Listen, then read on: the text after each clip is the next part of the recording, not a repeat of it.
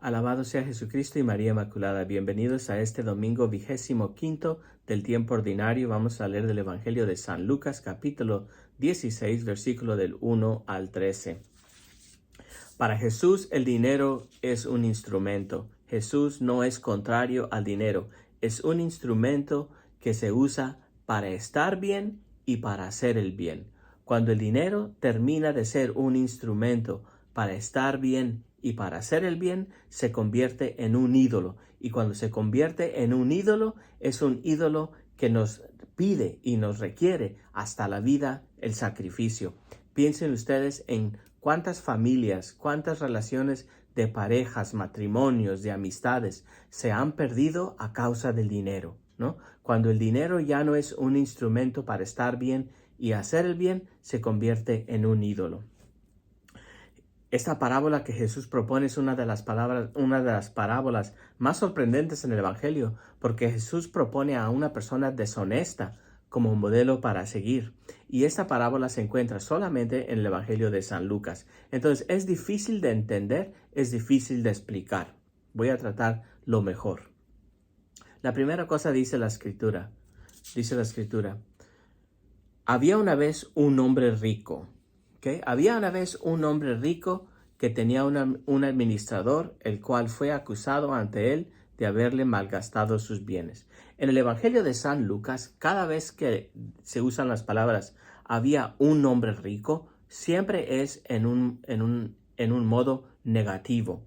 Lo podemos ver en el capítulo 12 de San Lucas, 12:16, cuando se habla de un hombre que tuvo una gran cosecha y en vez de compartir con los demás, dice, ¿qué voy a hacer? Ya sé, voy a tumbar mi granjero y voy a construir algo más grande para almacenar toda la cosecha que tuve, porque se lo tiene todo para él mismo. Y esa misma noche Dios le dice, ¿cómo eres tonto? Esta misma noche te voy a pedir la vida y no te vas a llevar nada.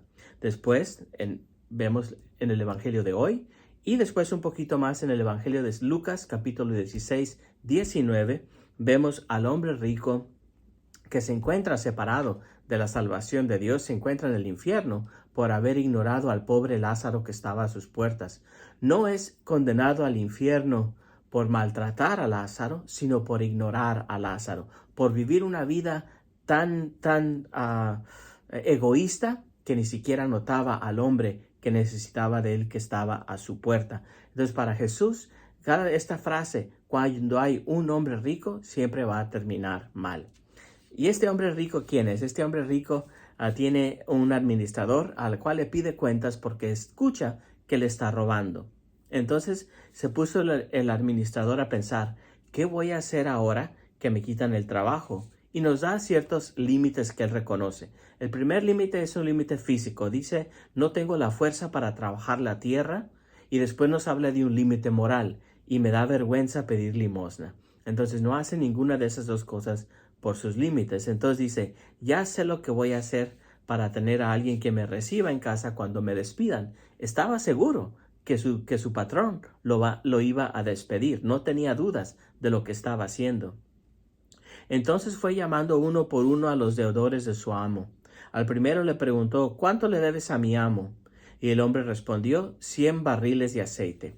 100 barriles de aceite no eran baratos. El aceite de oliva nunca era barato entonces y tampoco es barato hoy. Los expertos bíblicos nos dicen que esta cantidad de aceite más o menos tenían el valor como de 1000 denarios. Y un denario era el sueldo de un día. Entonces aquí lo que le debía era el equivalente a 1000 días de trabajo. Entonces le dice, toma aquí tu cuenta, ponle 50 y estamos bien.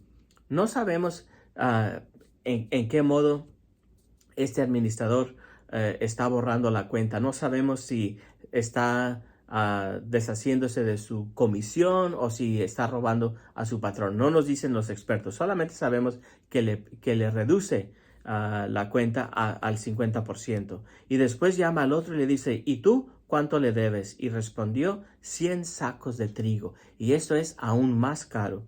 Según los expertos bíblicos, esta cantidad es de 2500 denarios. Y un denario es el sueldo de un día. Entonces le debía 2500 días de sueldo. Y le dice, toma, aquí está tu recibo, ponle 80. Esto es lo que Jesús está alabando en este hombre.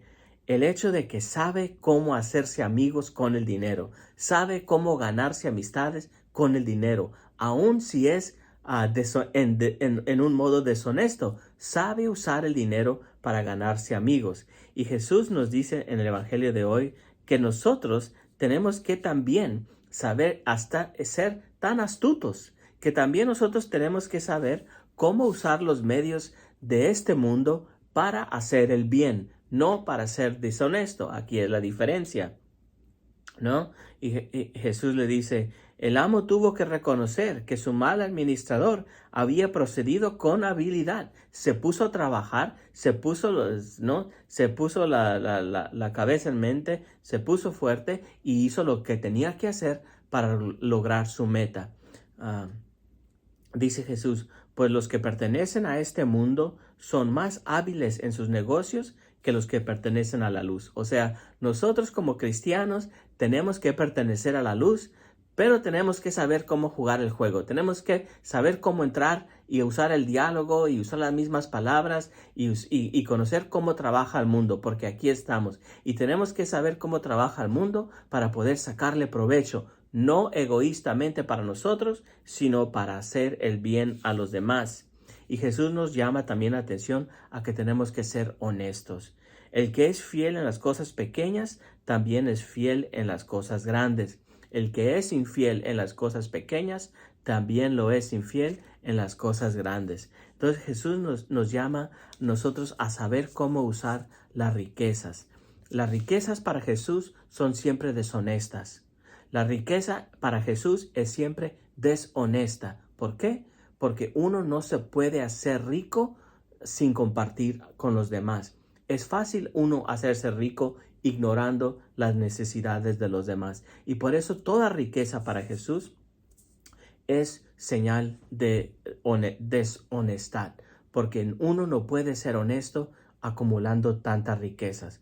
Le estás robando a alguien de una manera o de otra, no pagándoles el sueldo justo, no dándoles vacaciones, no dando beneficios. Ustedes ven cómo se hace, ¿no? Los que están ricos se hacen más ricos y los que están pobres se hacen más pobres. ¿Qué nos dice Jesús al final?